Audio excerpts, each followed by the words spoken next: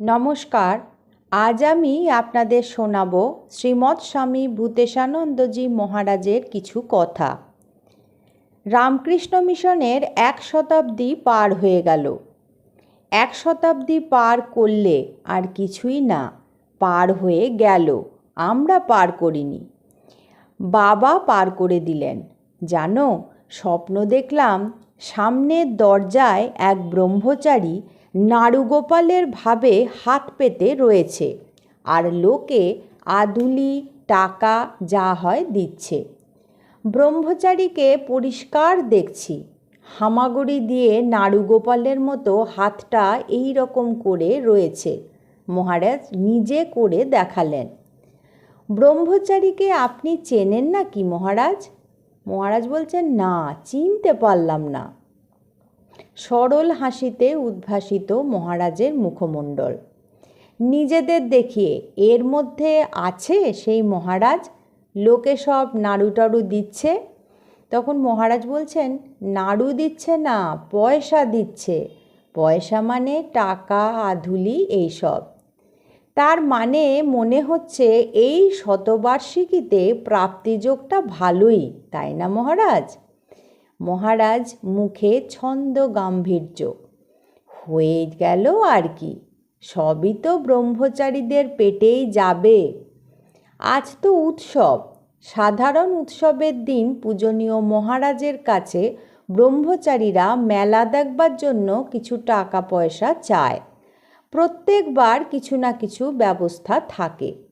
সে বিষয়ে ব্রহ্মচারীরা একান্তে এক সাধুর সঙ্গে পরামর্শ করছে দেখে মহারাজ বললেন, এরা সব কি গোপনে গোপনে ঠিক করে, আমি কিছু জানতেই পারি না। বুঝেছি, আমার সাক্ষাতেই ষড়যন্ত্র হচ্ছে। সকলের হাসি। সুবর্ণ জয়ন্তীতে 50 বছরে কিছু হয়েছিল মহারাজ? মহারাজ বলছেন, না না, কিছু হয়নি। মহারাজ আগে তো শারদানন্দজি মহারাজ উদ্বোধনে থাকতেন। মিশন অফিস বলে আলাদা অফিস কবে থেকে হয়েছে? তখন মহারাজ বলছেন, আরে অফিস বলতে কি, তখন একটা লাইব্রেরি ছিল, তাতে চেয়ার টেয়ার ছিল না, মাদুর পেতে বসতো সকলে। মাদুরে বসে কে একজন খাতা লিখত। অফিসের কাজের মধ্যে কিছু চিঠিপত্র ছিল। অফিস মানে এই। পরেশ মহারাজ উকিলের কাছে যাওয়া আসা করতেন, খাতাপত্রও তিনিই দেখতেন। পরেশ মহারাজ ছিলেন সেমি মহন্ত, ডেপুটি নয়, সেমি। মহারাজ মিশন অফিস বলে অফিসটা কার সময় থেকে হয়েছে? তখন মহারাজ বলছেন, এ আমাদের আগে থেকে, কিন্তু অফিস ঘর বলে কিছু ছিল না। ওই তো বললাম, সেখানে বসে মুড়িও খাওয়া হতো, খাতাও দেখা হতো। ও বাড়িটা সাধু নিবাস ছিল। ও বাড়ির কথা বলছি না, স্বামীজির পাশের ঘরটা। সূর্য মহারাজ সেখানে থাকতেন? তখন মহারাজ বলছেন, হ্যাঁ, তখন তো আর সূর্যি মহারাজ এরকম নন। তখন সূর্যি মহারাজ কোথায় থাকতেন তার ঠিক ঠিকানা ছিল না। লেগেট হাউসেও অফিস হয়েছে? সে পরে হয়েছে। মিশনের কাজকর্ম তো উদ্বোধনেই হতো, যতদিন শরৎ মহারাজ ওখানে থাকতেন ততদিন। কাজকর্ম চালানো মানে ওখানে চিঠিপত্র লিখতেন, কিন্তু মিটিং এখানেই হতো। মিটিং যে সর্বদা হতো তা তো নয়। আচ্ছা মহারাজ, স্বামীজি একবার হরমোহনকে ঠাকুরের হাতিনারায়ণ মাহুতনারায়ণ গল্পটি 7 দিন ধরে বুঝিয়েছিলেন। কি তার বক্তব্য ছিল? তখন ভূতেশানন্দজি মহারাজ বলছেন, স্বামীজি বলেছেন 7 দিন ধরে গল্পটার মর্ম তিনি বুঝিয়েছিলেন। আমার কি সাধ্য আছে সেটা বোঝানোর? 7 দিন না হলেও 1 দিন তো হতে পারে। তখন মহারাজ বলছেন, আচ্ছা। একটি লোককে মাহুতনারায়ণ বলছিল, সরে যাও সরে যাও। সে সরে গেল না। তার মনে হলো হাতি নারায়ণ, গুরু বলছেন হাতি, নারায়ণ তো হতেই হবে। মাহুতও তো নারায়ণ, তার কথা শুনবে না কেন? অর্থাৎ সর্বত্র নারায়ণ দর্শন করলে যে সকলের সঙ্গে একই রকম ব্যবহার হবে তা নয়। ঠাকুর আর একটা উপমাও দিয়েছেন, কোনো জলে হাত পা ধোয়া যায়, কোনো জলে নাওয়া যায়, আবার কোনো জল খাওয়া যায়। এত রকম নারায়ণেরও ভেদ আছে। মানে এক এক নারায়ণের সঙ্গে এক এক রকম ব্যবহার করতে হবে। তখন মহারাজ বলছেন, ঠিক তাই। মহারাজ, তাহলে ভেদ বুদ্ধি নারায়ণ বুদ্ধি দুটো একসাথেই থাকবে? মহারাজ বলছেন, কেন থাকবে না? তুমি যদি লাল জামা পরো, সবুজ জামা পরো বা হলদে জামা পরো, তুমি তো বদলে যাবে না, তুমি তো তুমিই রইলে। ব্যবহারে ভেদ রইল, কিন্তু স্বরূপ তো সেই একই রইল। মহারাজ, এখন আমাদের সংঘ বিস্তার লাভ করেছে, অনেকেই জয়েন করেছে, তাই ভাইদের সংখ্যা অনেক বেড়ে গেছে এখন।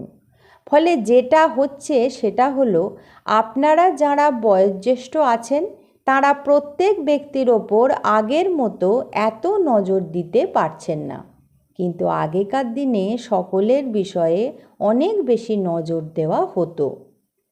তখন মহারাজ বলছেন, না, অতটা নয়, যতটা বলছো ততটা নয়।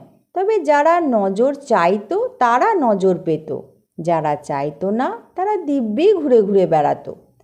আপনারা যখন সংঘে এসেছিলেন আর এখন যে সংঘ আপনি দেখছেন, এর মধ্যে কি কোনো পরিবর্তন হয়েছে মহারাজ? তখন মহারাজ বলছেন, পরিবর্তন বলা কঠিন, কারণ আমরা এ স্রোতে ভাসছি বলে কত দূরে গন্তব্যস্থল বা কোথায় যাত্রা শুরু তা বলা খুব কঠিন, স্রোতেই ভেসে যাচ্ছি। তাহলেও মহারাজ, আপনি যখন এসেছিলেন ঠাকুরের পার্ষদরা তখন অনেকে ছিলেন। তখন মহারাজ বলছেন, আরে বাপু, ঠাকুরের মতো আর দ্বিতীয় হয় না, ঠাকুরের সন্তানদের মতো কশ্চিৎ হয়, আর ঠাকুরের সন্তানদের বাদ দিলে তারপরে তো একই রকম হবে। তাহলে পরিবর্তন যে কিছু একটা হয়েছে এ বিষয়ে আপনি কি বলেন? তখন মহারাজ বলছেন, পরিবর্তন হয়েছে নয়, বলো পরিবর্তন করেছি। না মহারাজ, আপনি তো দুটোই দেখলেন, এখনও দেখছেন তখনও দেখেছেন, আপনি বলুন না পরিবর্তন কি হয়েছে? তখন মহারাজ বলছেন, পরিবর্তন একটা হয়েছে, জপ ধ্যানটা ক্রমশ গৌণ হয়ে যাচ্ছে। একেবারে গৌণ হয়ে গিয়েছে বলছি না, কিন্তু ক্রমশ হ্রাস পাচ্ছে। আর একটা হচ্ছে যে এখন নিয়ম কানুন বাড়ছে, তখন এত নিয়ম কানুন ছিল না, সাধুরাও অনেকে বাইরে ঘুরে বেড়াতো, এখন বাইরে ঘুরে বেড়ালে তাদের জবাবদিহি করতে হয়, তখন তা করতে হতো না। এটা ভালো না মন্দ? মহারাজ বলছেন, এটার ভালো মন্দ দুটো দিকই আছে। যে উদ্দেশ্যে আসা সে উদ্দেশ্য সম্বন্ধে উদাসীন হওয়া এটা মন্দ। তারপরে ঠাকুরের সন্তানদের মতো জ্বলন্ত আগুনের আঁচ যাদের গায়ে লেগেছে সেই রকম ভাগ্যবান কজন হয়? আমরা মনে করি সকলেই ভগবান লাভ হয়ে যাবে, সকলেরই ভগবান লাভ হয়ে যাবে। আরে ভগবান লাভ করার জন্য যে প্রস্তুতি সেটা আমাদের মনে নেই। কত চাবুক মেরে চলবো, এই হয়েছে মুশকিল। সংগ্রাম এই জন্যই বেশি হচ্ছে, কারণ আদর্শ সম্বন্ধে অবহিত হওয়াটা কমে গিয়েছে, এই হচ্ছে অসুবিধে। আজ এই পর্যন্তই। পরবর্তী পর্বে আমি আপনাদের এই রকমই কিছু ঘটনা বা গুরুদেবের মুখের এই রকমই কোনো কথা শোনাব। ঠাকুর মা স্বামীজি আর আমার গুরুদেবের চরণে আপনাদের সর্বাঙ্গীন মঙ্গল কামনা করি। আপনারা সকলে ভালো থাকুন, সুস্থ থাকুন। নমস্কার।